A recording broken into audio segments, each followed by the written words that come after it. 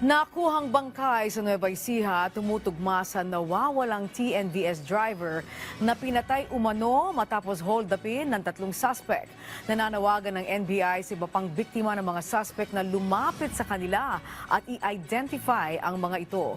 Si Rod Lagusad sa sentro ng balita. Yes, Rod. Angelique, kinumpirma ng National Bureau of Investigation na natagpuang bangkay sa Nueva Ecija ay ang halos 2 buwan na nawawalang Transport Network Vehicle Service o TNVS driver na si Raymond Cabrera. Ito'y matapos tumugma ang naagnas na katawan ng biktima sa nakuhang sample mula sa mga anak nito. Kasunod na rin ito ng pagturo ng mga suspect sa kinaroroonan ng bangkay ng biktima. Lumabas sa forensic investigation na 2 saksak sa kaliwang bahagi ng dibdib ni Cabrera ang ikinamatay nito. Ayon kay NBI Medical Legal Officer Dr. Carlo Magnoyalong, base sa reaction ng tissue, kanyang siniguro na higit sa 2 ang tinamong saksak ng biktima.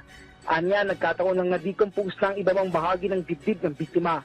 Base sa investigasyon ng NBI, hold up lang sana ang pakay ng mga suspect. Kasama sana sa plano ito ay makakuha ng isang TNVS na sasakyan, gamitin ito para muli makakuha ng pasahero at makakuha ng pera lalo't nasa casino area sila. Pero paliwanag ni NBI NCR Agent on Case Attorney Joseph Eugenio Martinez, hindi na ito nagawa ng mga suspect matapos mapatay ang driver. Bago nito, napag-alaman din na nasangkot na rin sa pang-hold up ang isa sa mga suspect. Tumikit kumulang na anya, 1 taon na nang-hold up na ang mga suspect. Ayon sa NBI, ang nakuwang fingerprint sa bottled water sa likod ng sasakyan ay tumugma sa isa sa mga suspect.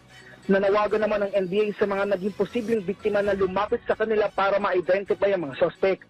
Naharap sa kasong robbery with homicide ang mga ito. Samantala, makikipag-ugnayan naman ng NBI sa mga TNVS para matulungan na masiguro ang kaligtasan ng kanilang mga driver at kanilang mga pasahero. Angelique.